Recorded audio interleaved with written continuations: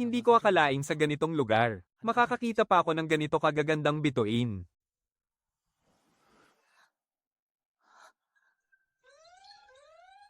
Sabi sa mga komento sa video, nangangaso raw si Hunter Lindsay ng 5 itim na oso. Nabisto ba siya?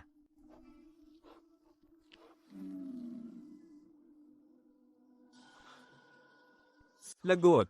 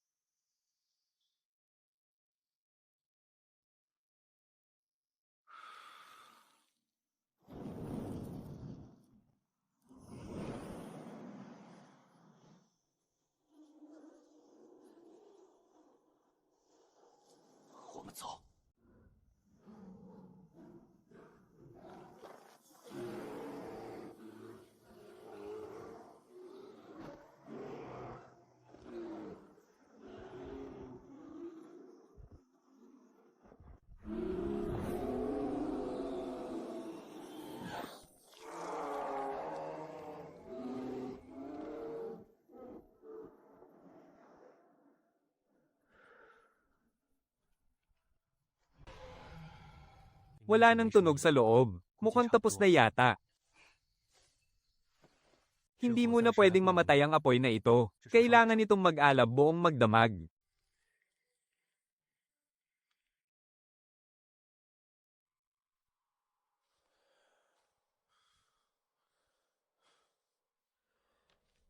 Ang malas naman ng dalawang ito. Isipin mo, sa desyerto pa sila napadpad. Sinabi mo pa, hindi man lang sila lumagpas sa pangatlong araw. Sinundo na agad sila ng mga tauhan ng show.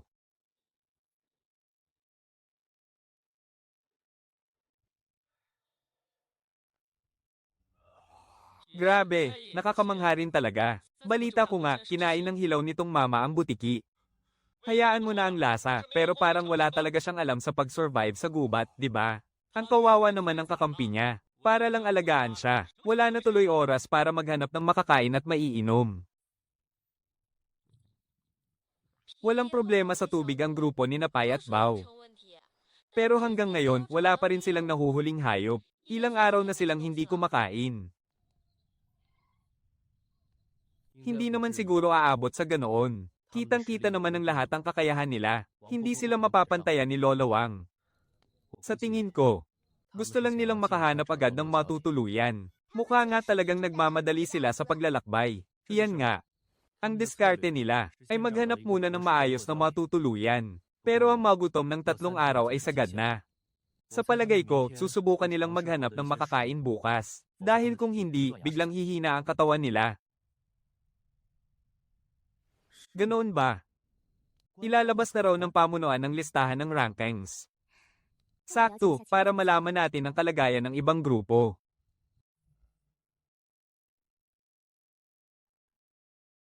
Pasensya na sa paghihintay, mga manonood. Opisyal na pong nagbabalik ang live stream ng survival sa gubat.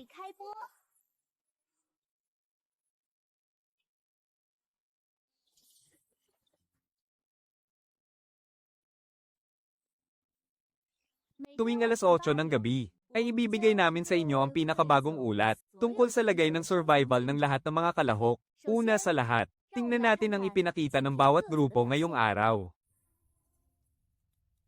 Sa wakas, lumabas na rin ang opisyal na ulat.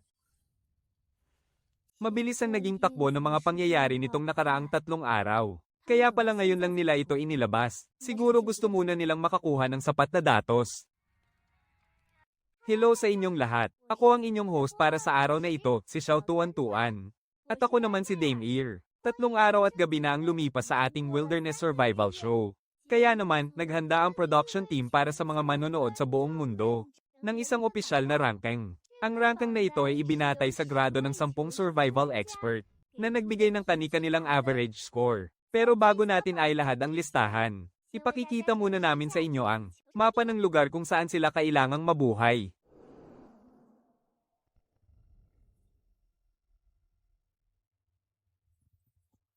Grabe, bakit napakalaki naman yan?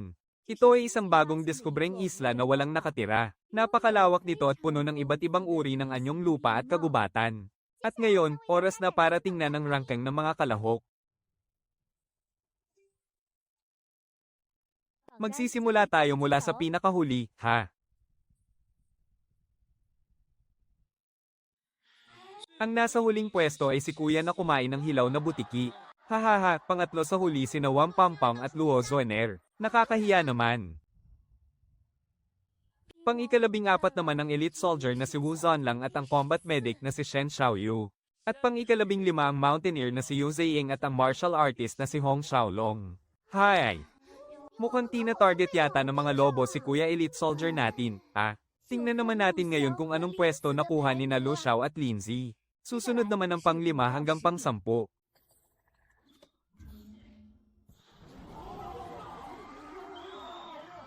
At ang top 5 naman ay isa-isang ipapakita sa inyo. Kasabay nito ang komento at puna ng mga hurado.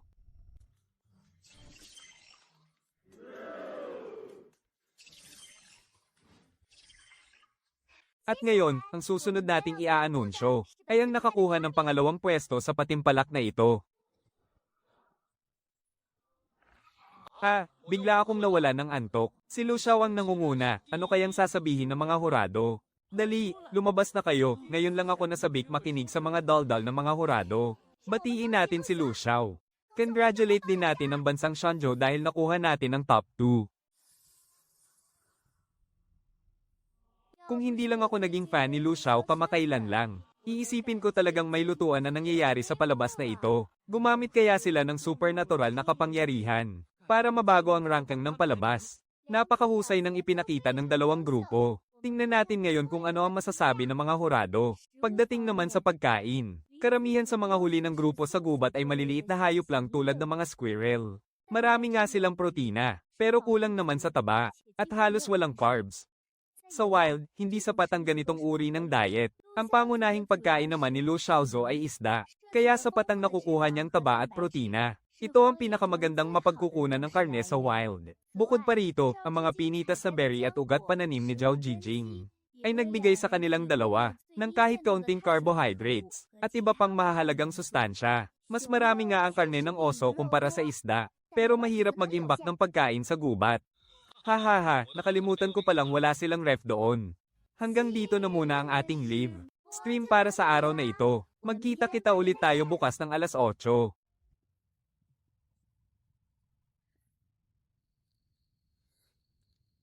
Ang galing ng teamwork natin Ipagpatuloy natin to. Matulog na tayo, matulog na. Nakakapagod ang araw na to.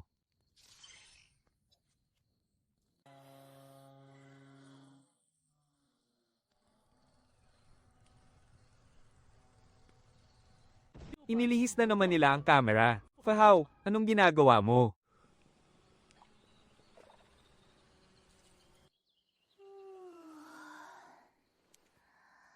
Ngumiti si Lulo. Maayos naman ba ang tulog ko kagabi? Hindi naman ba ako malikot? Hindi, syempre hindi. Pagkatapos mong dumapa sa ibabaw ko, hindi ka na gumalaw. Napakatahimik mo ngang matulog. Kung malikot matulog si Doktor Zhao, hindi natin alam. Pero sigurado, 99% na malikot si Fahaw.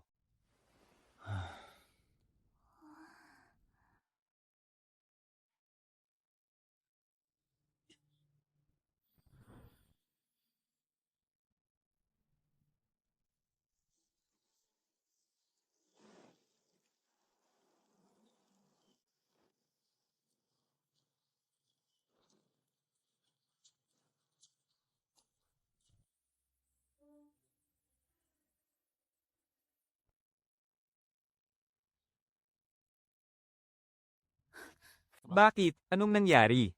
Loxy ang, hindi na tayo pwedeng magpatuloy pa sa unahan. Dumi rin ba ito ng oso? Mukhang dumi ito ng isang adult at carnivorong brown bear. Teritoryo niya ang lugar na to. Huwag kayong magkagulo riyan. Ang laki ng brown bear ay 2 hanggang 3 beses ang laki ng black bear. At makikita rin sa mga duming ito, na purong karne lang ang kinakain niya. Tingnan mo, may bakas ng kuko doon sa puno sa harap. Nandito na tayo ngayon sa mismong pinakagitna ng teritoryo ng brown bear. At gaya ng inaasahan, siguradong lalaki at adult ang brown bear na to. Ang timbang nito ay nasa 600 hanggang 700 kilo. Sa ganitong kapaligiran, kahit may baril pa tayo, hindi siguradong kakayanin natin yan. Luciang, umiwas na lang tayo. Hindi mo naman siguro balak patayin talaga ang osong yan, di ba? Kung papatayin talaga natin, madali lang naman yun sa totoo lang. Hindi lang talaga kailangan. Napakalaki ng teritoryo ng osong yan. Kung iikot tayo, lalayo tayo sa pinagkukunan natin ng tubig. At aabutin pa tayo ng 10 hanggang 15 araw sa pag-ikot. Sa tingin ko, ano kaya kung magpahid tayo ng dumi ng oso, tapos lamusong tayo sa tubig para makatawid? Hindi pwede. Kapag nakasagupa natin yan sa gubat, katapusan na natin. At saka, masyadong delikado ang lagay ng ilog. Sa totoo lang, ang teritoryo ng osong yan ay malamang na nakasentro din sa ilog. Umiwas lang tayo ng kaunti patungong silangan, sapat na yun. Sige, aakyat muna ako sa puno para tingnan ang lagay ng paligid. Ang matataas na bundok ang natural na hangganan ng teritoryo ng mga mababangis na hayop. May mataas na bundok doon sa silangan. Siguro mga ilang kilometro ang layo. Basta't may kutan lang natin ang mataas na bundok na yon. Makakapagpatuloy na tayo sa pagbaybay sa tabi ng ilog. Dito na ang dulo ng teritoryo ng osong yan.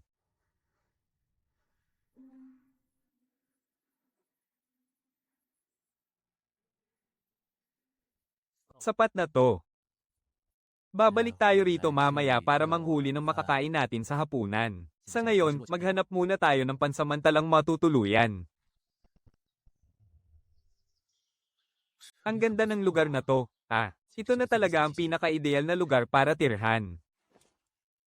Ay, hindi pwede, hindi maaari. Masyadong malapit to sa teritoryo ng osong yan. Masyadong malapit, pero dahil kailangan nating magtanim, wala tayong gaanong mapagpipili ang lugar. Napapaligiran to ng magagandang bundok at malapit sa tubig. At napakataba pa ng lupa rito. Kapag pinalampas natin to, hindi na natin alam kung gaano pa katagal bago tayo makahanap ng ganito. Pero,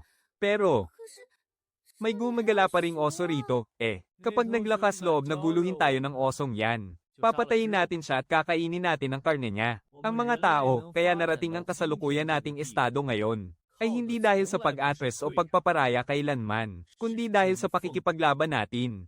Kaya huwag kang matakot, narito naman ako, Isang oso lang naman yan, walang-wala lang yan. Sige, kung ganoon, ikaw ang masusunod.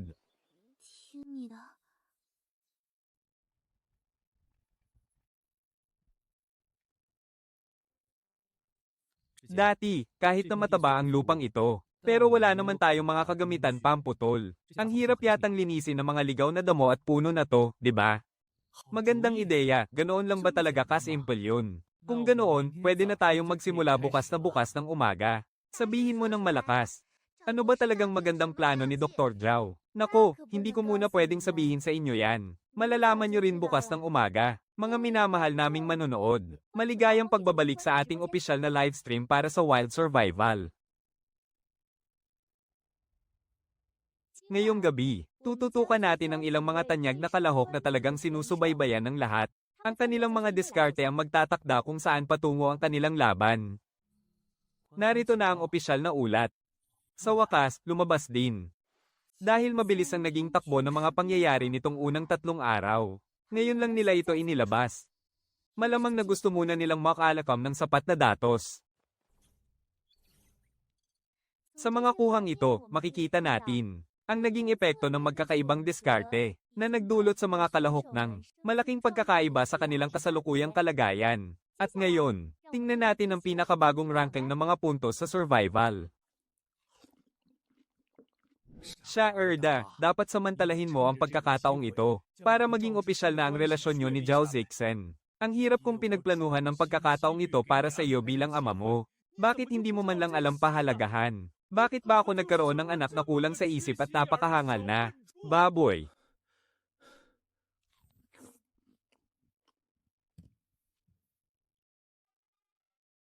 Hoy, hindi ba sinabi mo noong nakaraan na may kilala kang pinakamagaling na hacker sa bansang Shenzhou? Sabihin mo konti kanya ako. May malaking transaksyon ako para sa kanya na nagkakahalaga ng 1 milyong piso. Magandang gabi sa inyong lahat mga minamahal naming manonood. Maligayang pagdating sa ating ulat ngayong araw. Dahil umalis si Lu Xiaozu sa kanyang dating kanlungan, at natulog na lang sa gitna ng kagubatan. Nalaglag ang kanyang pwesto sa nangungunang tatlo. Sa ngayon, ang matatag na nasa unang pwesto, ay ang grupong Lindsay na nag-asikaso ng buong maghapon, sa balat at karne ng oso.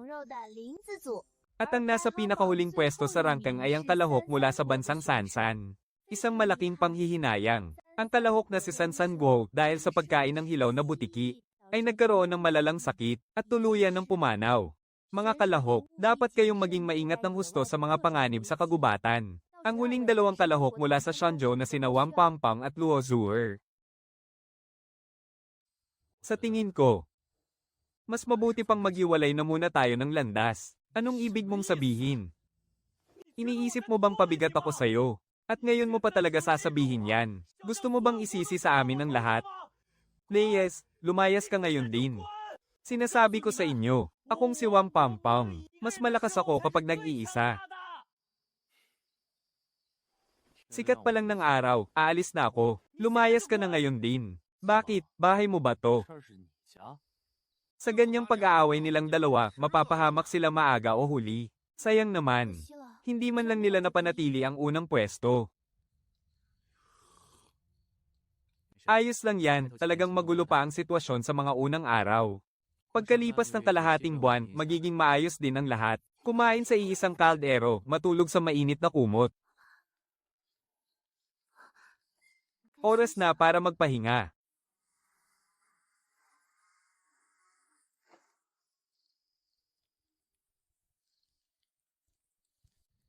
Pwede tong pangharang sa labas.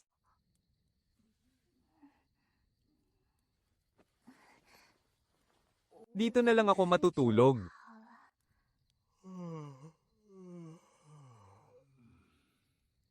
Pakiramdam ko may nagmamasid sa akin.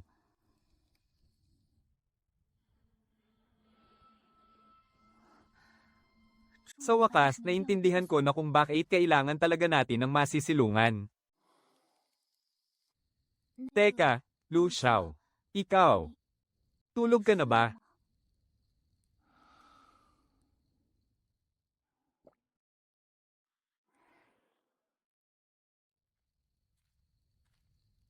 Hindi pa ba tapos? Hindi pa ba tapos? Huwag kang magmadali, pumasok na ako. Bigyan mo pa ako ng 10 minuto. Teka, anong nangyari kanina? Namamalikmata ba ako? Parang nakita ko rin gumalaw yung camera. Ano ba yun? May lumalapit kaya ditong mabangis na hayop ng palihim. At nasagi yung drone. Hindi ba pinatay na ni Lu Xiao ang auto-hover ng drone? Ano bang nangyayari? Ipihit mo bilis, ipihit mo bilis. Napakabobo naman, hindi man lang marunong dumiskarte sa babae. Hayaan mong turuan kita. Ang tawag sa diskarteng ito ay direktang pag-amin sa relasyon ninyo.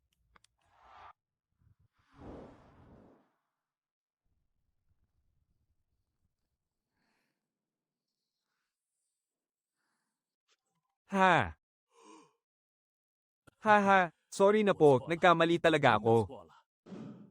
Pasensya sa istorbo, aalis na ako. Ang astig ng batang to, parang ako lang nung araw. Kung anong tapang ng ama, si Wu Xuanzi nga naman talaga. Doktor. Zhao, gumising ka po, pakiusap. Teka, ano ba yung nakita ko? Doktor. Zhao, kung binihag ka, kumurap ka nga. Lalanggoy ako agad dyan para iligtas ka.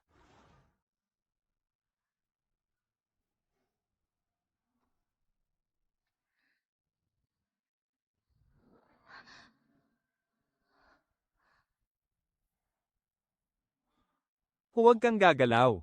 Dahan-dahan. May kung anong nakatitig sa atin.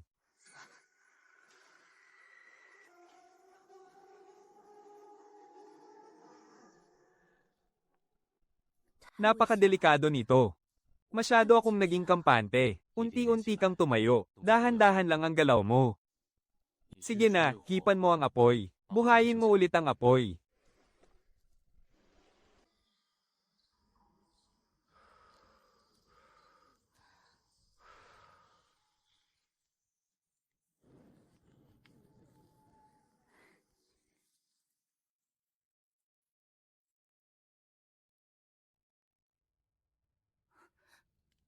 Nakita mo ba kung ano yun? Hindi ko masyadong naaninag. Pero sa tingin ko, malaking uri ng pusa yun. Parang isang mahiwagang leopardo. Parang ang dami naman nating kapitbahay sa lugar na to. Bihira lang namang umatake ng tao ang mga malalaking pusa, kaya huwag kang matakot. Halika, maghanap tayo ng panggatong sa gubat.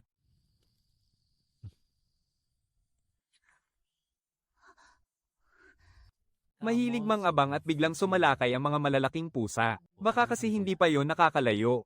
Kung ganoon. O sige, sige.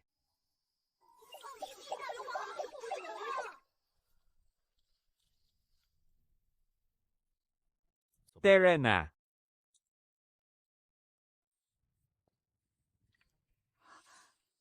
May mga blackberry dito oh.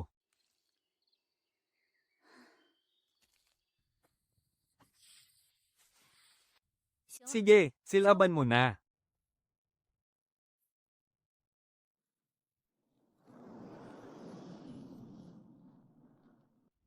Grabe, ito ba talaga ang naisip ninyong paraan? Susunugin ang bundok, bulok sa kulungan ng bagsak nyo niyan. Isang salab sa kabundukan. Siguradong hahanap-hanapin ka ng hepe ng pulis. Ang pagkaingin ay ang pinakasinaunang paraan ng pagtatanim. Wala tayong mga kasangkapan para pumutol ng puno. Kaya napakahirap maghawa ng lupa para tamnan. Kaya pagsunog lang talaga ang tanging paraan natin.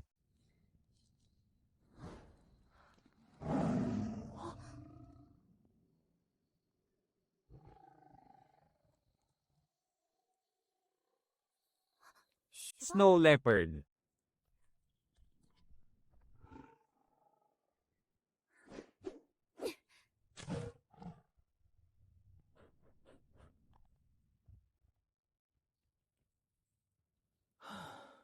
Hindi natin siya binigyan ng isda dahil lang sa takot. Hindi basta-basta aatake sa atin ng isang ligaw na snow leopard. Halos walang napaulat na nanakit sila ng tao. Huwag mong maliitin ang lakas ng tao. Umaasa lang ang mga snow leopard sa patagong pagsalakay para makaligtas. Binigyan ko siya ng isda dahil may mga anak ang inahing leopardong to. Nakita ko kasing may gatas na siya. Karaniwang aktibo sa kabundukan ng mga snow leopard. Tumakbo siya pababa sa paanan ng bundok. Baka kulang na ang pagkain niya. Buong magdamag siyang walang nahanap na makakain. Hindi ba kaya dahil nag-abang siya roon sa may kakahuyan? At pinanood tayo ng kalahating gabi. May modo naman kadalasan ng mga snow leopard. Isipin na lang nating premyo niya yon. Pero ang pagtatayo, nang masisilungan natin, kailangan na nating simulan agad. Wala naman tayong masamang balak sa snow leopard. Pero kailangan pa rin natin ng sapat na depensa. Mahirap na kung bigla tayong salakayin sa kalagitnaan ng gabi. Sapat na ba ang mga kagamitang to? Kailangan pa natin ng mga haligi. Mukhang kailangan nating pumutol ng malaking puno. Ayos tong isang to. Putulin natin ang buo. Tapos pahihunain natin ang gitna gamit ang apoy. Hatiin natin sa apat na bahagi yung makapal na dulo sa ilalim. Para maging apat na pangunahing haligi ng ating maliit na kubo. Sapat na ang taas na 2 metro. Nagugutom na ako. Kailangan ko na namang mangisda nito. Wala ba sa inyong nagtataka kung anong simbolo ang iginuguhit ni Lu Xiao sa paanan niya tuwing nangingisda siya? Kaya naman pala. Epektibo ba talaga yon? Hindi naman. Nasanayan ko lang talaga mula sa una kong guro.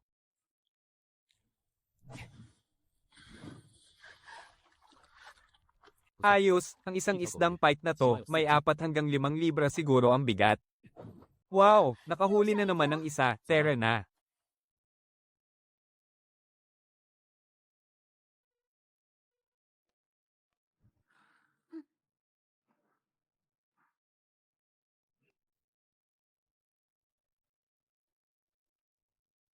Guys, tingnan nyo dali yung post sa mismong official homepage. May nakalutas na sa misteryo ng simbolong iginuhit ni Lu Xiao habang nangingisda.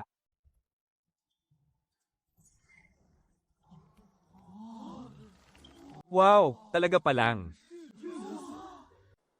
Pangingisdang may halong milagro talaga. Nalutas na rin sa wakas, marami akong natutunan doon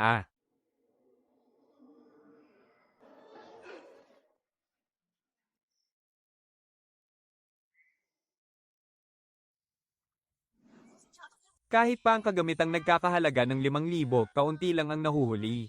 Kumpara sa kanya na isang pamingwit lang ay marami na. Matuto ka nga sa kanya dali, napakadali lang naman. HMP, sa ibang bagay baka hindi ako sigurado. Pero 5 taon na ang nakakalipas nung napanalunan ko ang titulong hari ng pangingisda. Kahit anong klaseng sitwasyon o lugar pa yan, kayang-kaya ko. Kailangan ko pa bang matuto sa kulang-kulang na tulad niya? Ganyan ba talaga? Saan niya ba talaga nakuha ang lihim na teknik sa pangingisda na yan? Para saan naman ang pagguhit ng mga bilog na yan?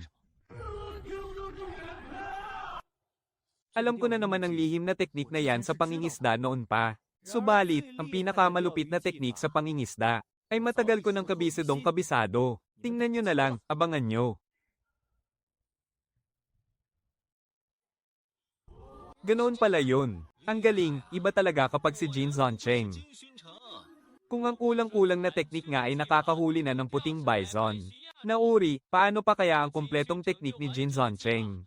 Anong klaseng nakakatakot na bagay kaya ang mabibingwit niyan? Abangan na lang natin, mga kaibigan.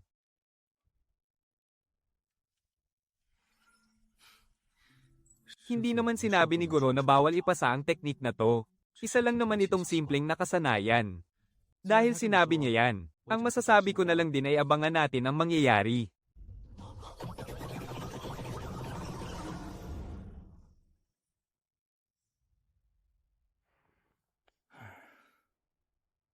Hindi pa tapos ang usapan tungkol kay Wang Pangpang. Buisit, parang naghahanap lang siya ng panibagong kalaban para sa akin ah. Sige. Kung ganoon, hahayaan ko muna siyang mamingwit mag-isa bukas. Kailangan ko pa ring ayusin ang simpleng kubo natin. Kailangan ko nang magbungkal agad ng lupa para makapagtanim ng kamote. Putya, kailangan ko pa ba na pagbigyan niya ako? Ako pa ang magbibigay sa kanya ng 2 araw. Sabihin mo sa kanya na huwag niyang hayaang maging nakakahiya masyado ang pagkatalo niya.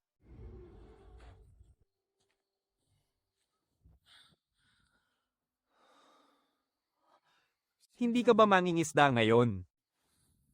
Hindi maganda ang temperatura ng tubig. Bukas o sa makalawa na lang ako babalik sa pangingisda. Pero, wala na tayong natitirang pagkain. Mamamatay ka ba kung magutom ka ng 2 araw?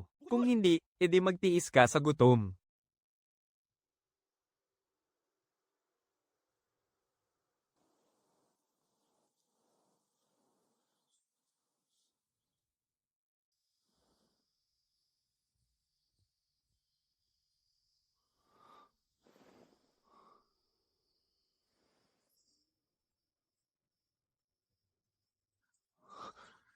Hinding-hindi ko pwedeng burahin ang account ko at umalis sa internet. Pero kung talagang buburahin ko ang account ko at aalis, siguradong tapos na ako ng tuluyan. Hinding-hindi ako papatalo. Si Lu Xiao ang dapat na magbura ng account at umalis sa internet. Sabihin mo sa akin, ano nang balita kay Lu Xiao ngayon? Ibig sabihin, wala na pala siyang natira kahit ano. Tingnan mo kung paano ko siya lalagpasan ngayon. Ngayong wala nang pabigat na si Luxwer. Ito na ang tamang oras para ipakita ko ang tunay kong lakas. Magsisimula ako sa kanlungan nila.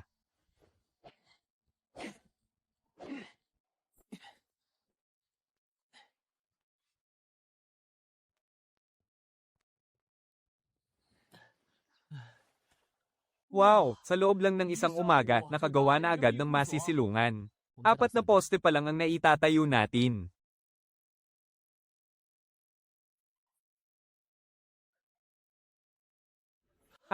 Malapit na akong matapos.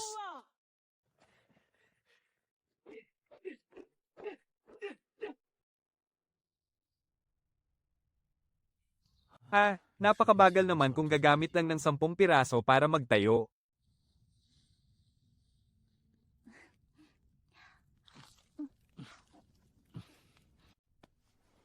Hayes. Bukas na lang natin ituloy ang natitirang trabaho. Siya nga pala, Lu Xiao, gusto ko sanang maligo. Gusto ko sanang maligo. Ikaw lang mag-isang maliligo.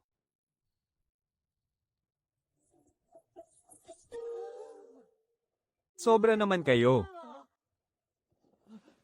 Hindi ligtas maligo sa may ibaba ng sangandaan. Mukha lang kalmado ang tubig. Pero mapanganib at hindi natin alam ang nasa ilalim nito. Baka may malalaking isda o ahas tubig doon. Oh, anong gagawin natin? Kailangan pa rin nating maligo. Ang hirap din kapag hindi nakaligo. Pumunta tayo sa paanan ng bundok. Maghanap tayo ng maliit na sapa o batis doon. Sige, naintindihan ko.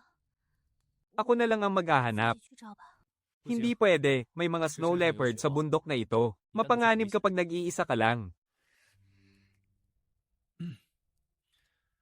Maghahanap ako ng tagong lugar kung saan kita hihintayin. Huwag kang mag-alala, hindi kita sisilipan.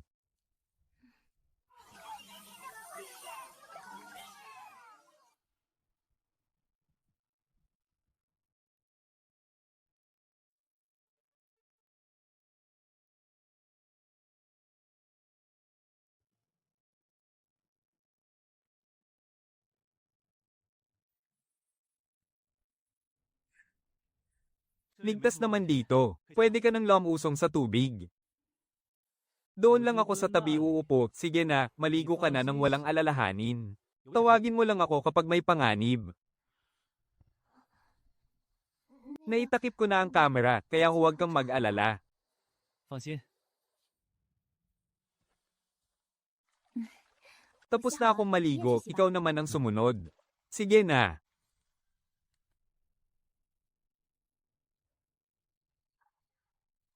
Nakaharap ako sa direksyong ito habang naliligo kanina. Kung tinangka niya akong silipin, mapapansin ko agad.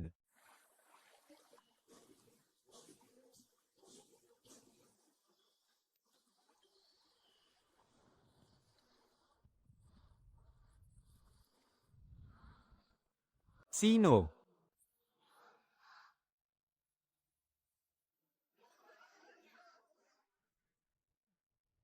Tara na, padilim na rin. Sige.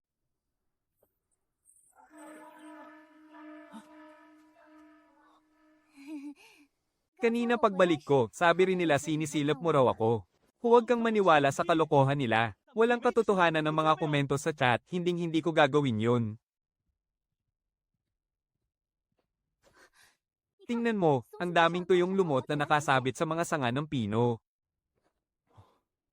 Ang mga lumot na ito ay tuyo at malambot. Pwede nating ailatag sa higaan natin. Wala akong alam sa mga ganyang bagay. Pero kung magkakaroon tayo ng malambot na higaan dito sa gubat, napakaganda niyan.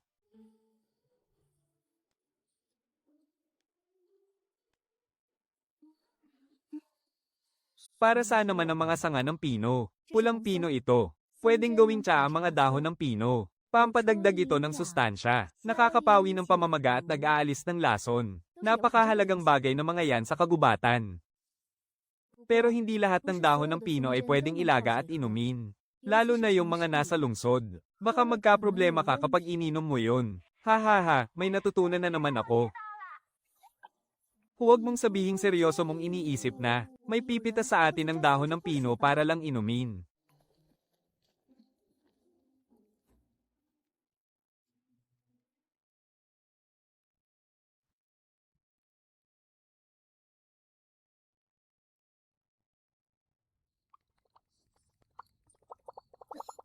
Nako, ano nang gagawin natin ito?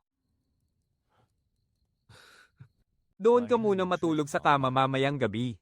Teka, sa susunod na akyat natin sa bundok, apakan mo na lang ulit yung bakal na harang at ayos na. Ganoon na nga lang muna ang magagawa natin ngayon.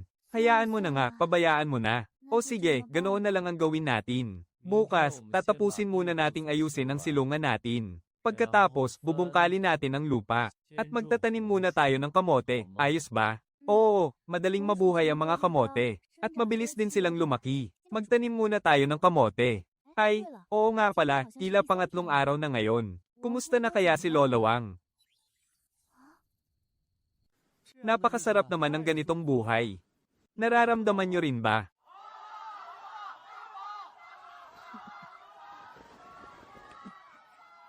Tinatanong ko kayo, may higaan ba siya? At comfortable pa ang tawag mo rito. Ha ha ha ha ha. Ha, may higaan kaya? Tingnan mo, may higaan kaya ako. Ang lambot at napaka-comfortable. Tingnan mong mabuti.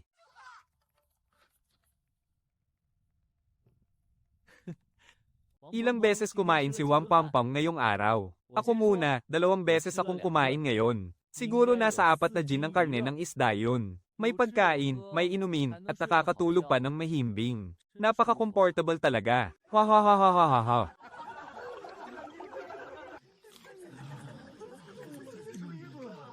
Nabalitaan kong masarap daw ang buhay mo. Bilib na talaga ako sa'yo. Magtupi ka ng mangas, host, magtupi ka. Pagkatapos nito, dumedepende na lang sa kung gaano ka makatotohanan ng pag-arte ko. Ha ha ha.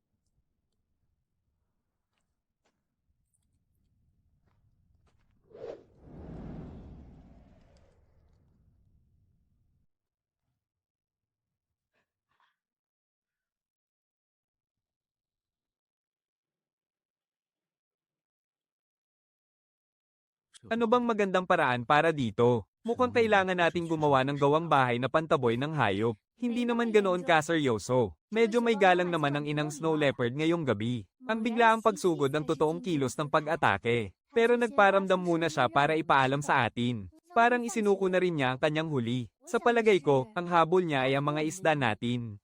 Pwede rin ba nating kunin ang mga kuting niya?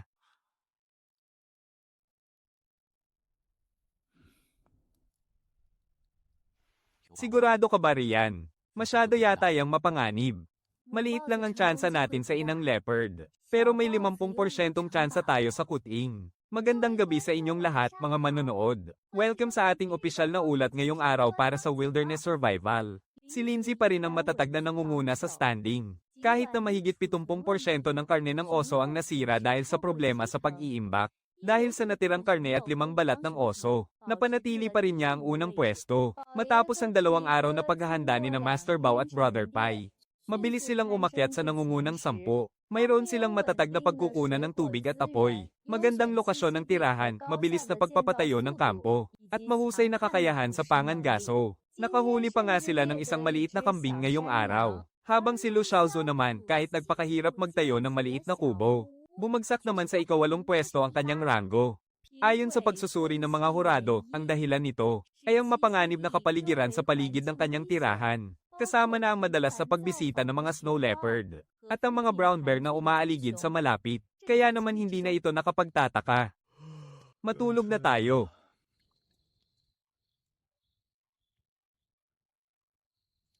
Siguradong inaagawan ni Lu Xiao ng kama si Doktor Zhao sa loob. Bakit ayaw nilang buksan ng pinto para makita natin? Lu Xiao.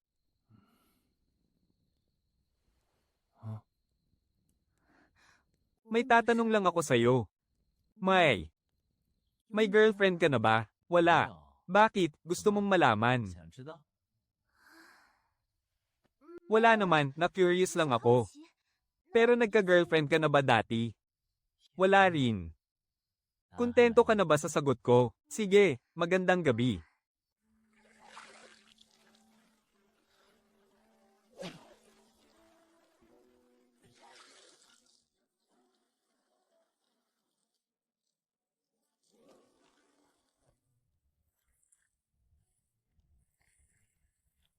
Malapit ng mag-umaga. Bilasan na natin.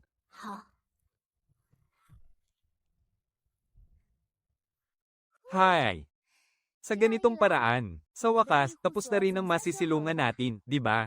HMP, malayo pa tayo doon. Ni hindi pa nga ito maituturing na simula. Ha! Unang yugto pa lang ito ng pagtatayo natin. Marami pa tayong kailangang ayusin. Pero sa tingin ko, maayos naman na itong maliit na kubo Pwede na yan sa ngayon. Pero paano kapag taglamig na? Walang CME niya, wala rin pampainit. Kung nandito pa rin tayo pagdating ng taglamig, tiyak na mamamatay lang tayo sa lamig. Ano nang gagawin natin? Ganito muna pansamantala. Sa susunod, gagawa na tayo ng bahay na gawa sa bato. At lalagyan natin ng pampainit ang higaan natin. Sa ngayon, ang pinakamahalaga ay mabantayan natin ang lupang ito.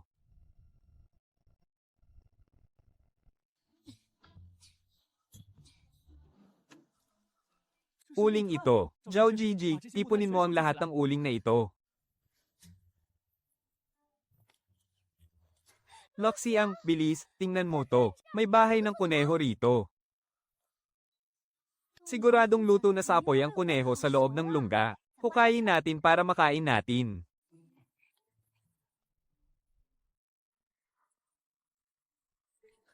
Wow!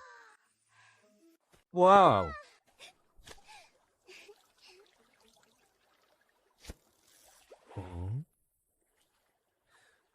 Itabi mo na lang yan para magamit ni Zhao Jijin pang-akit sa babaeng snow leopard.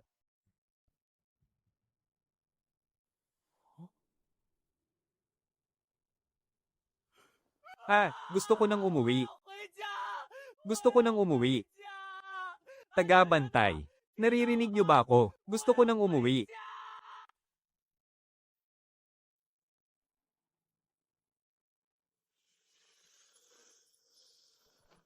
Ha ha ha.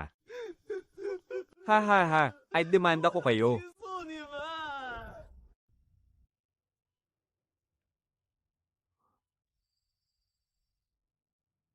Noong una pa lang, sinabihan na kitang huwag nang sumali eh. Ginawa ka lang sikat ng grupo mo bilang magaling sa wilderness survival. At akala mo naman talaga eksperto ka na. Gaano ba talaga kalala ang sitwasyon? Kalahati ng team natin, nag-resign na. Nag-alisa na rin ang buong PR team. Binawi na rin ng mga boss ang mga pondo nila. Kung sinabi nilang mag-quit na sa internet si Shanhao, hayaan na lang natin. Wala na rin naman siyang magagawa kundi ang mag-quit. Pinipilit na rin siya ng opinyon ng publiko eh. Magtira ka naman ng kaunting dangal para sa sarili mo. Magre-resign na rin ako. Mula ngayon, kailangan mo nang umasa sa sarili mo.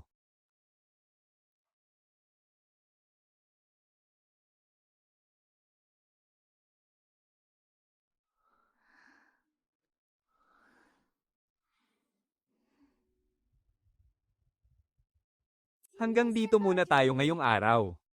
Oo nga pala. Magsisimula na ang laban nyo ni Kuya Jin Chong bukas, di ba? Walang problema, bibigyan ko muna siya ng isang araw na palugit. Lu Xiao, magkaiba sila ni Lolo Wang.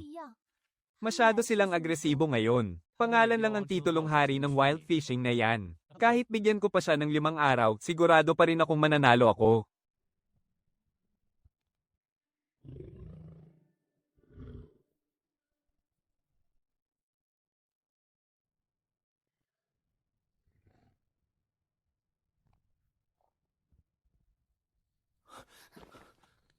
Babalik pa ang snow leopard. Iwan mo na lang muna ang isda riyan. Hindi ba sapat sa kanya ang isang isda? Hindi.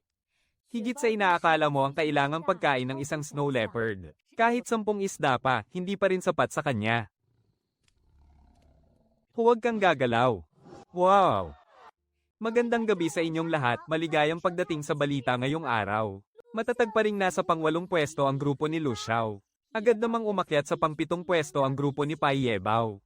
Matapos mag-withdraw ni Wang Pampang. Sa ngayon, ang nasa pinakababa ay si Luo Zuner. Lu Xiao, magsalita na lang tayong matulog bawat araw. Ngayong araw, sa kama ka matulog at sa sahig naman ako, HMP. Magtabi na lang tayo, magkasya naman tayo rito. Parang hindi naman yata tama yan. Sa sahig na lang talaga ako matutulog. May boyfriend ka ba?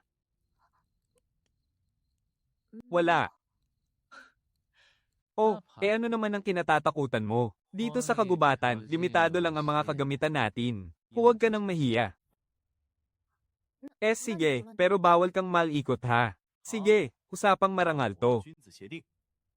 Kung hindi ka gagalaw, hindi rin ako gagalaw. Ibig sabihin ba, kapag gumalaw ako sa gabi, hindi na bale ang usapang marangal natin?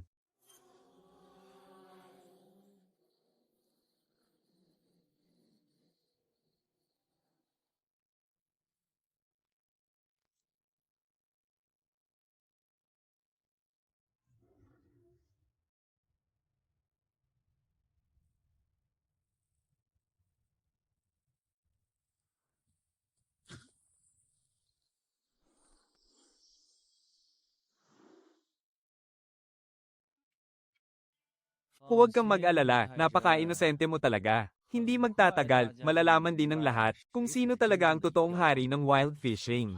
Ayan na naman siya.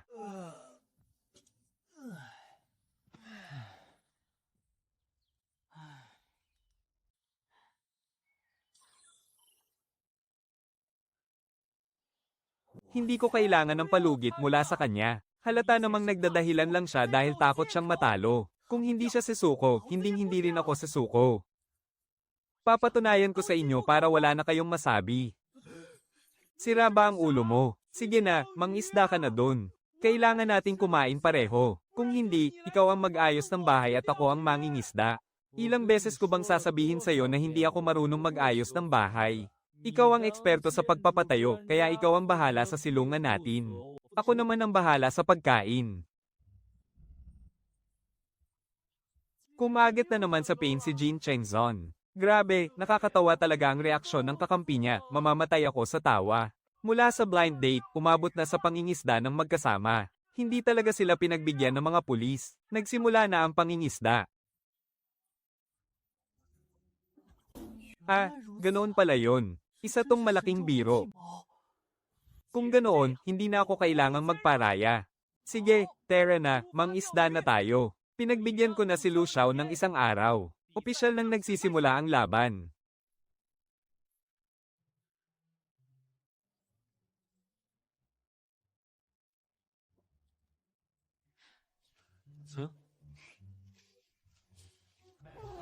Mamaya na natin tingnan ang magkasintahan. Tingnan natin kung ilang isda na ang nahuli ni Jin Chengzon. Teka, parang mali ang mapang ito. Nagbago ang direksyon. 5 na lang ang natitirang signos. Ito ay nakabatay sa astrolohiya ng langit at lupa. Sobrang mahiwaga, kinalkula ito base sa 7 bituin ng Big Dipper. Napakagaling, ganoon pala yon. Ang galing mo talaga, hari ng pangingisda. Nangingisda ka ba talaga o tinitibi ka lang dyan? Kalahating oras na. Nasaan na ang isda? May kabagalan talaga ang sikretong sining na to. Mabagal nga ang paghuli ng isda, pero makakahuli ka ng napakabihirang at natatanging uri ng isda. Magtiwala ka sa akin. Oo na, ikaw na ang tama. May kumagat sa pain. Ayos, malakas ang pumapalag. Mukhang malaki ang isdang to. Ay, hahaha, palos lang pala. Kalahating oras ka nangingisda tapos palos lang ang nakuha mo. Wala na, yari na ang lahat. Dahil sa bidyong ito, baka ituring na siyang pambansang bayani. Ha.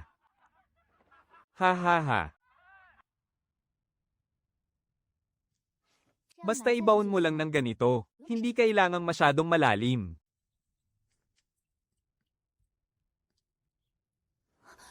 Dahil ang bawat butil ng binhi ay magiging pagkain natin sa susunod na 50 araw. Shi, anong ginagawa mo?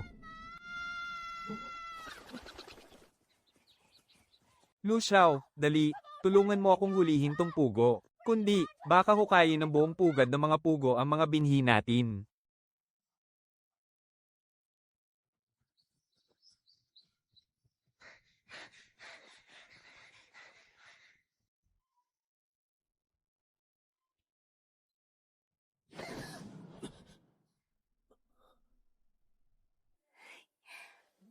Sige na. Anong klaseng palabas to? Lu Xiao, halikan mo na.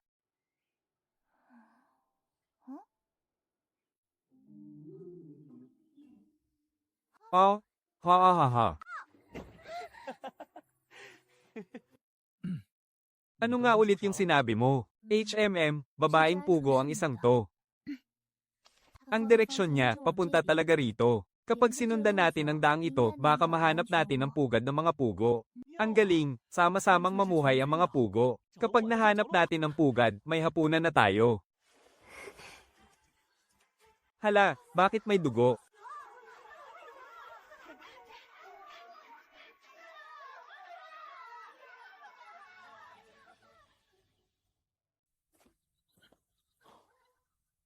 May kumpol ng alfalfa rito, napakaswerte naman natin. Maghiwalay tayo para hanapin ang pugad, hindi na kailangang hulihin ng pugo. Jiqing, nahanap ko na. Mag-ingat ka, tingnan mo muna kung may mga itlog. Ha. Sa wakas, makakapag-alaga na tayo ng mga pugo. Bantayan mo siya para sa akin, huwag mong hayaang makatakas. Sa kanya nakasalalay ang pagpisa ng mga itlog. Ang alfalfa ay napakahusay na pagkain para sa kanila. Pwede rin itong kainin ng tao. Napakasustansya nito. Ang carbohydrates ang pinakadirektang pinagkukunan ng lakas ng katawan. Dahil kulang tayo sa carbs nitong mga nakaraang araw, nagsisimula ng manghina ang ating katawan. Bumababa na rin ang bilis natin sa pagtatrabaho.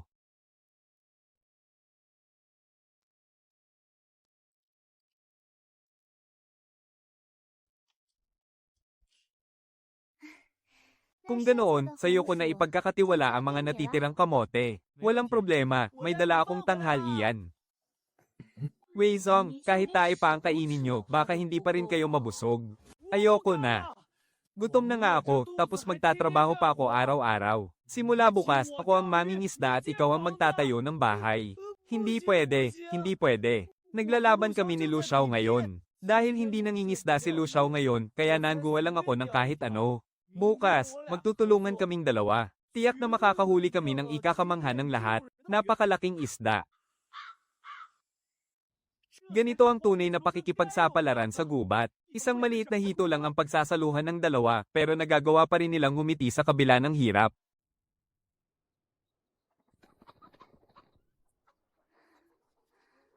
Kapag itinapat sa liwanag, makikita ang mga ugat-dugo sa loob ng itlog. Maaari pa itong mapisa at maging sising ng pugo. Ang mga walang ugat-dugo naman ay maaari nating kainin. Huwag mong kalilimutan ng matatayog na pangarap ng kabataan, na nangarap na maging pinakamahusay sa buong mundo balang araw. Halika na, kain na tayo.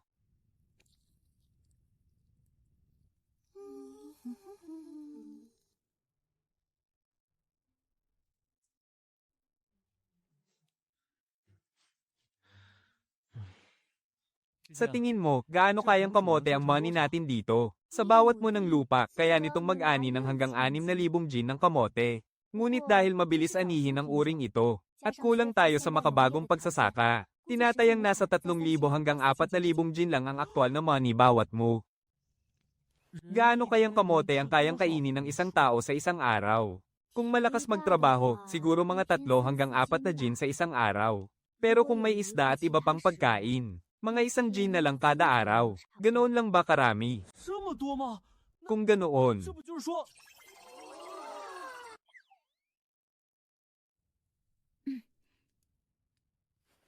pero hindi nagtatagal ang kamote kapag itinabi. 1 hanggang 2 buwan lang ay masisira na ito. Palay pa rin talaga ang magpapasya sa ating kalagayan. Pero dahil may kamote tayo, mas madali nating maitatabi ang mga palay para kainin sa taglamig. Loxiang, gumawa muna tayo ng ilang bitag para sa mga pugo, bago tayo mangisda. Kung hindi, wala tayong makakain mamayang gabi. Dapat nating maubos ang mga pugo rito. Kung hindi, tiyak na sasalantain nila ang ating pananim balang araw.